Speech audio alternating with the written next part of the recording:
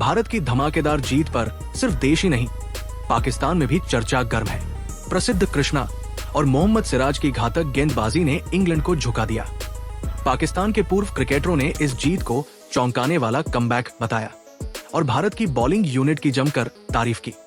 Was down and out और again उन्होंने आके क्या कैरेक्टर दिखाया और क्या करेज दिखाई है। Well done team India. I think as a cricketer I am very proud of you और आपने बहुत जिगरा दिखाया। आपको बहुत मुबारक। इंडिया वर्सेस इंग्लैंड, भाई इंडिया ने नामुमकिन को मुमकिन करके दिखा दिया। भाई कौन सोच सकता था कि भाई 35 रन को इंडिया जो है वो सेव कर सकती है और भाई इंग्लैंड के छक्के छुड़ा सकती है और इंग्लैंड को ऐसे जलीलो ख्वार ओवल के ग्राउंड के अंदर दफन कर सकती है। भाई कोई यकीन नहीं आ रहा हमें, जिस तरह की परफॉर्मेंस सिराज ने दी है, जिस तरह की कृष्णा ने दी है, भाई पट्टे चुप के रख दिया। भाई कमाल करके रख दिया। जिस तरह की इंडिया ने बैटिंग की थी, जिस तरह की इंडिया ने बॉलिंग की थी, एक टाइम में लग रहा था कि भाई इंग्लैंड जो है वो वन साइडेड मैच लेके, लेकिन वहां से जो है वो मैच को कमबैक करना ये सिर्फ इंडिया करके दिखा सकती है। मानना पड़ेगा कि भाई इंडिया कोई इस टाइम इंडिया का कोई मुकाबला नहीं दुनिया का भाई हो रहा चल रहा है इस time. The scene really, it's like because I was just saying, जब मैं बोल रहा था ये बात, they've really worked very hard on their cricket. They've really, in the last decade or so, it's like they're becoming, closing the gap on all the big teams around the world. And now it's the other way around. I think everybody else needs to close the gap with the Indian team. Everybody has they had to catch up with them now. They're miles ahead of every other team. And credit to all people involved. BCCI जो भी आता है उनकी policy एक रहती है। IPL से उन्होंने पैसा बढ़ा आता है, फिर पैसा वो एसोसिएशन को मिलता है। हमें ये जड्डू और या निखिल एक्सप्लेन कर सकेंगे कैसे चलता है वो। अगर फॉर इंस्टेंस उनका कोई चेयरमैन जाता है या सेक्रेटरी जाता है, वो कुछ लिख के जाता होगा ना, रिपोर्ट बना के कि ये मेरे प्रोजेक्ट हैं, ये मैं शुरू कर रहा हूँ, कर किए हुए हैं, ये चलने चाहिए। तो नीचे से कोई चीजें चेंज नहीं होती, ऊपर से चेंज हो जाता है। नीचे से जो मेन प्लेयर हैं वो वही रहते हैं। अगर आप सब के सब चेंज कर दोगे तो वो स्टार्ट फ्रॉम स्क्रैच हो जाएगा अगेन। अनफॉर्चुनेटली हमारे मुल्क में ऐसा होता है, वो जो भी कोई आता है वो अपनी टीम ले आता है। अपनी टीम जरूर लाओ, बट अगर कोई बंदा एक अच्छा काम कर रहा है, you don't have to sack them. It's an old story. That's a different story of there. Waqar, interestingly, the momentum was in India's favor. हम इंडिया की बात करें जी कि बिल्कुल unstoppable and they just kept winning. नसीब हूँ, मैं समझता हूँ कि मैं खुश नसीब हूँ कि मैंने ऐसा टेस्ट मैच अपनी लाइफ के अंदर देख लिया है। इसलिए कहते हैं कि इंडिया वर्सेस इंग्लैंड सीरीज का लेवल ही कुछ और है। ओ भाई कल तक जो इंडिया हारा हुआ था मैच, हमें लग रहा था कि आज पिच के ऊपर डॉलर फिलेगा, हैवी किस्म का पिच सीधी हो जाएगी। नहीं, अगर जिस टीम ने जीतना होता है वो जीत के दिखाती है और इन्होंने जीत लिया। ये एक बात आपको माननी पड़ेगी, टीम इंडिया की बेंच स्ट्रेंथ को आपको मानना पड़ेगा कि यार बेंच स्ट्रेंथ बहुत अच्छी इनकी। कोई भी हो ना हो तो टेस्ट मैच पूरा जीतेंगे आपसे, तो जीत गए पूरा टेस्ट मैच। सो बेंच स्ट्रेंथ के ऊपर बात करें यार आप कि उनको फर्क नहीं पड़ रहा कि यार कोई है कोई नहीं है। उन्होंने कहा जी ये पूरा टेस्ट मैच हमने पकड़ना ना। मैं अपने आप को क्रिकेट का नॉस्ट्रेडेमस मानता हूं कि फ्यूचर में जो इवेंट्स होने वाले हैं वो मैं आपको प्रिडिक्ट कर दूं अपने क्रिस्टल बॉल में देख के, कौन जीतेगा कौन हारेगा।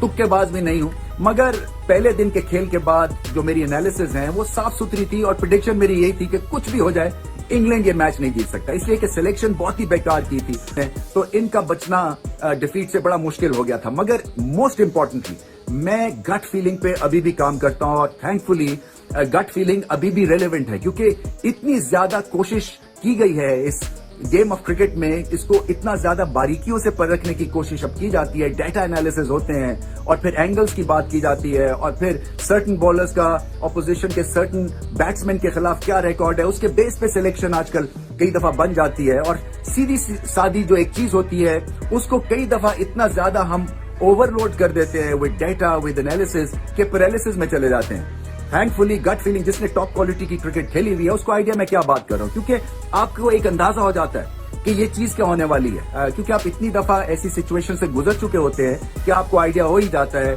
कि ये दाल गलने वाली नहीं। स्कोर आया था, मैंने बंद कर दिया। मैंने कहा यार इंग्लैंड जीत गई, अब देखने का फायदा कोई नहीं है। बाद में मैंने थोड़ी देर बाद टीवी ऑन किया तो पूरा पासा ही पलटा हुआ था यार। इंडिया ने अपना कमबैक किया और बहुत अच्छी इनिंग खेली है यार इंडिया ने। सोच सकते थे कि यार 35 स्कोर चाहिए और अभी 4 विकेटें बाकी हैं और इंडिया यहाँ से ऐसा कमबैक करेगा कि भाई पूरी दुनिया हैरान रह जाएगी। लोग टीवी छोड़ बैठे थे, लोगों ने कहा था नहीं बस इंडिया हार चुकी है। ना सिर्फ पाकिस्तान बल्कि इंडिया खुद भी कह रहा था कि भाई हम हार चुके अब मैच को कुछ रहा नहीं है। लेकिन जब मैच दोबारा ऑन किया तो भाई ऐसा नजारे कराए इंडिया वालों ने कि भाई हैरान परेशान कर दिया। For India, unbelievable stuff, amazing stuff। वो 1 घंटा आज जो हमें टेस्ट क्रिकेट का देखने को मिला है ना, वो 100 T20 मैचेस की एंटरटेनमेंट के बराबर है। कौन कहता है टेस्ट क्रिकेट बोरिंग होती है?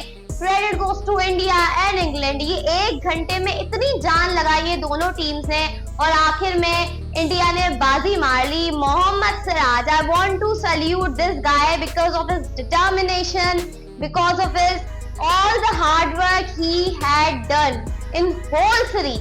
सारे के सारे मैचेस खेले, मैंने पहले भी प्रेज किया था इनकी फिटनेस को, टेस्ट क्रिकेट को लेकर, इनकी मोहब्बत को, बिकॉज जिस तरह से ये खेले पूरी सीरीज में ये प्रूव होता है कि सिराज इंडिया का मेन लाइन बॉलर है और उसने मैच आपको जिता कर दिया है। कर लिया 301 के ऊपर 3 आउट थे, हैरी ब्रूक का 100, जो रूट का 100, उसके बाद एकदम से काया पलट गई।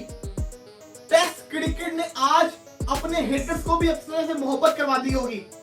क्रिस वोक्स टूटे हुए बाजू के साथ आया खेलने, 4 ओवर वो पिच के ऊपर खड़ा रहा, भागता रहा, बल्लेबाजी करने का उसको टाइम ही नहीं मिला। गस एटकिंसन आउट हो गया। सिराज जिसने बाउंड्री के ऊपर कैच पकड़ के छक्का करवाया, उसी सिराज ने आज इंडिया को जो मैच वो हरवा रहा था वो मैच जितवा के दे दिया।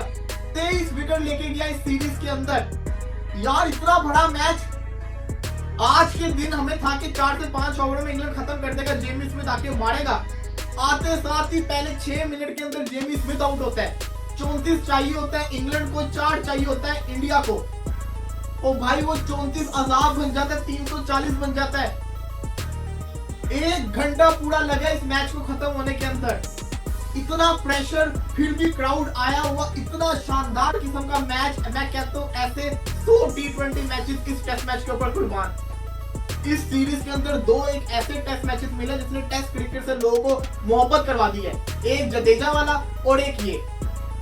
इंडिया ने इस सीरीज को लेवल कर दिया। इंग्लैंड फिर इंडिया को हरा नहीं पाया। इंडिया की यंग टीम ने आके इंग्लैंड के अंदर सीरीज को लेवल करके रख दिया है। Jamie ओविटर, Jamie Smith, Jacob Bethel, ये सब के सब रह गए। 34 स्कोर नहीं कर पाए यार भाई, 34 स्कोर।